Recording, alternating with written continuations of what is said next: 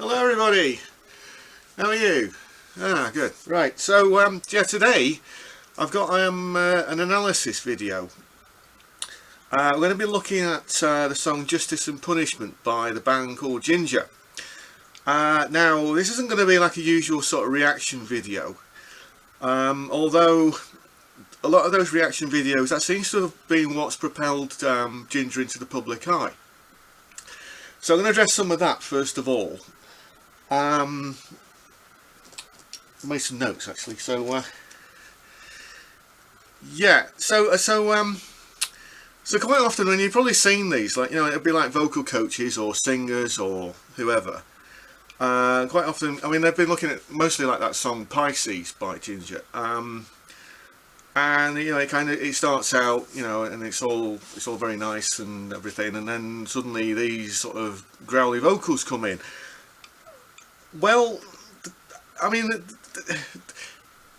to me, that says something more about the actual climate that we've been living in for, I'm not sure, maybe like the last 20 odd years. The analogy I'm going to draw is this, you know, like, you get this kind of mustard, you know, pretty mild, you put it on your burger, you know, you're at a barbecue or whatever, you put that on your burger. It's nice, but you can kind of ladle it on. This kind of mustard though, Dijon mustard, you put more than a teaspoon of that on your burger and it's going to blow your head off. So what am I trying to say? What I'm saying is that we're probably more familiar with this kind of stuff, and this has like become, this is the mainstream. It's all right, and you probably have it at a party, but after a while it kind of gets a bit bland and a bit dull. So what I think seems to be like almost like the shock value, it's not just like the harsh vocals, because they've been around for years. I mean, you know, you look at bands like, you know, like Opeth, Lamb of God, and then of course like Testament. You know, you take a song like Demonic Refusal, which is like came out in '97. I mean, that kind of singing it's been around for a long time, and we used to call it Cookie Monster vocals, but then it kind of got absorbed into other styles, and then of course the British comedian Bill Bailey, he's done a whole sketch on this, and he's, you know, saying that, you know, like in different British accents, death metal just doesn't work, you know, with that sort of vocals. That, you know, and he did this whole thing about, you know, ripped apart by badgers. I'll post a link to that below. But I think the point I'm trying to make is that, like, Jinjer's vocalist Tatiana, she's doing that harsh vocal style. Now, if something like Chuck Billy did it, then nobody would bat an eyelid, because, you know, he's been doing that for, you know, like I say, like for 20 odd years. But apparently because like a female's doing it, that this is kind of, this is sort of outrageous, and, you know, but that says more about this sort of bland mustard that we've been fed for, you know, the 20 odd years. You know, things like X Factor and American Idol, and you know, there's like somehow like the music industry, it's got safe, and there's like auto-tune on everything, and it's overproduced, and it's not about real musicianship anymore. It's not about, you know, having a good time with your friends, or, you know, or dancing, you know.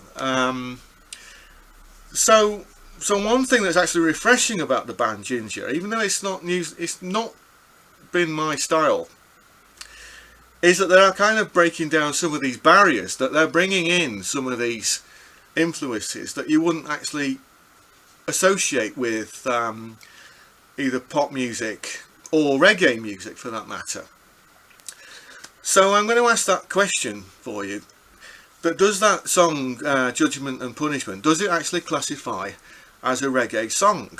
And what does? I mean, is it down to the rhythm? Is it down to the, you know, what you call the skank, or the, like, those stabbing chord that the guitarists play? Is it down to the vocals, or what? So I think we're going to look into that. Okay, so So I'm going to give you a rundown of the actual song structure itself. Now, going through, I mean, I'll post a link to the version that I looked at. Going through the song, there's approximately 9 sections, and it put this on the screen, so it should be showing up somewhere somewhere on the screen at the moment. All right, so we've got the what you call the A form, which is like the introduction or the bridge. Then the verse, back to the A, the chorus, which is the C form, back to the B, which is the verse, the chorus again, which is the C form, the A, which is like the bridge, but it's like an A dash because it's a variation, and then it goes into the D section, which is like the coda, which is like it's almost like a double time section, and then it finishes on the chorus, but it holds on the final B minor chord. So what we're going to do now, I'll actually play you through the chords that I managed to work out for it. I'll get myself set up. Now, so first, I mean, it starts like with it's based on G and A flat minor, but they're playing sort of between the guitar and the bass. They're kind of improvising between each other, or even,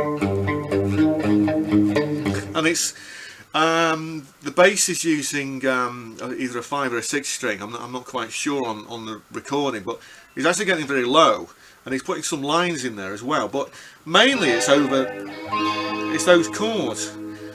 Then that's kind of a bit like the special.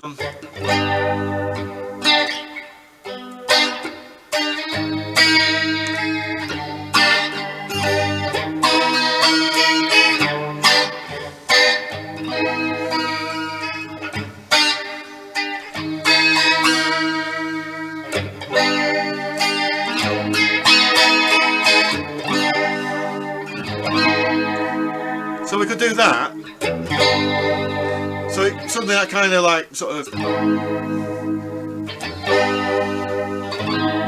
So that kind of.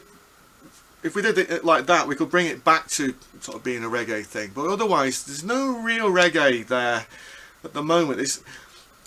There's maybe something like the rhythm, but not really. And then from that, so that pattern. That repeats sort of 8 times, and then on the 9th time, and it drops into E minor. But what he's done, he's not doing like a usual skanking rhythm. He's not doing that like you might expect for a reggae. He's going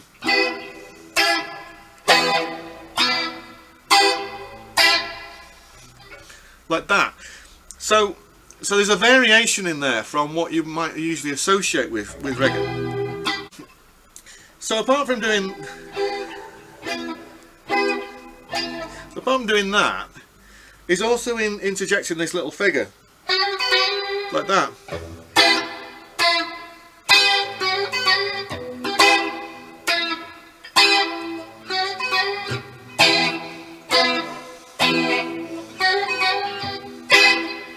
Yeah, like that, and then that carries on, and then the vocals come in. We come from a land, you know, and then we go back to that bridge, and then that's when the harsh vocals come in, and that's what seems to throw a lot of people.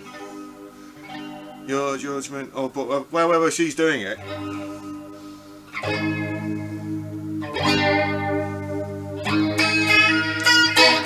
This is how I do it.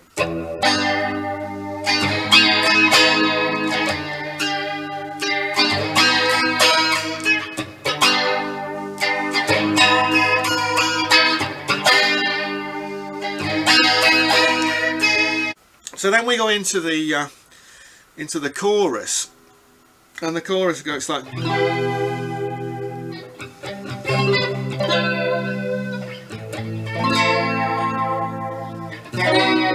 So it's those 4 chords. So it's E minor,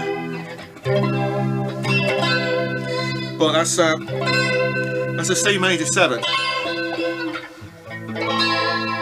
A minor, and then to B.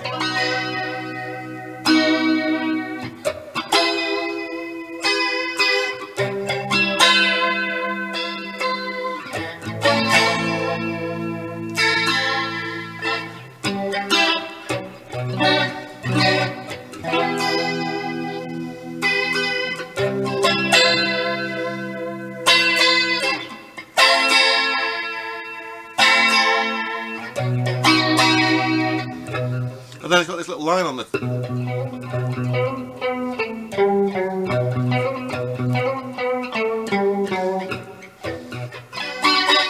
And then we're going back into the verse.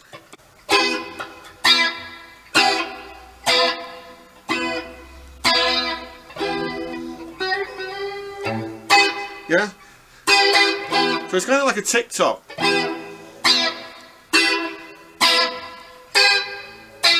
Now, to me, I find in that it's quite a stretch, because you've got to play that other... That's an E minor there, by the way. If that's D minor, you move that up to here, because we know that note's E. That's D, so that has to be E minor.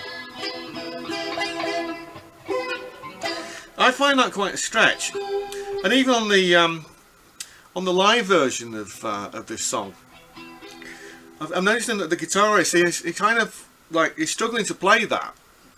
So it looks like in the studio that's what they did. And if I have one criticism of them, then perhaps maybe like some of the production, perhaps they could have just gone in and done the song, like rock bands should do. You go in, you play it, or like you rehearse on it for however long, and then you go in and you play it, and then you come out, and then you've got your recording. I mean, that's, to me, that's, I always find that's that the music is a lot more alive that way. But if that's what they wanted to do, then there they are. Anyway, so then from the chorus, so then just before we actually get into the coda, there's the variation on the G to the A flat minor. So they play a little variation on that, and then the whole thing drops down into E to F, and it goes into double time. What's known as double time. They're basically like, you take the same rhythm, but like you're just doubling the time up over the top, and it's a kind of like it's found a lot in like in groups like Pantera and things like that, where it's just suddenly you've just got this very heavy groove. But you don't have to play it like that as a reggae song, and it's more like what I would do would be like put like a flamenco pattern in.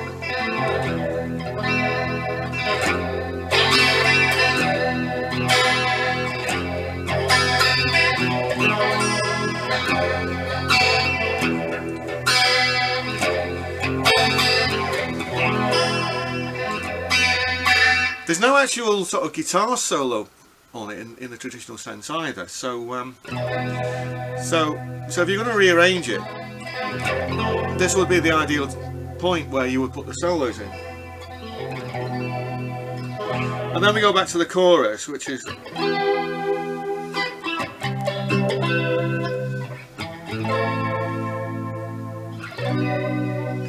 And then that kind of just keeps repeating.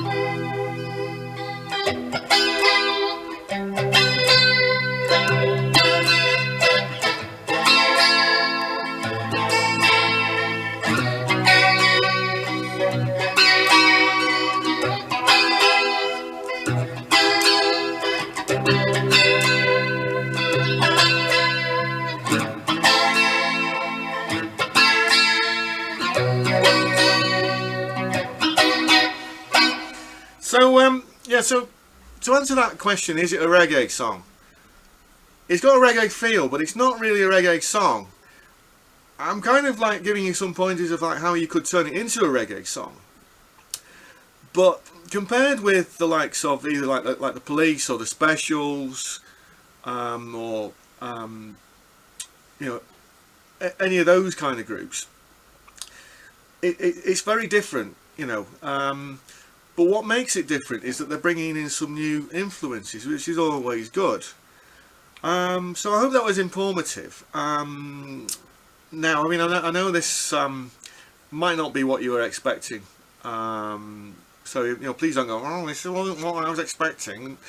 You know, so, you know, I mean, I hope you liked it, but, you know, this is just, you know, just for exploratory purposes, really. So, yeah, so anyway, so please comment below, and I'll see you next time. Thanks for watching.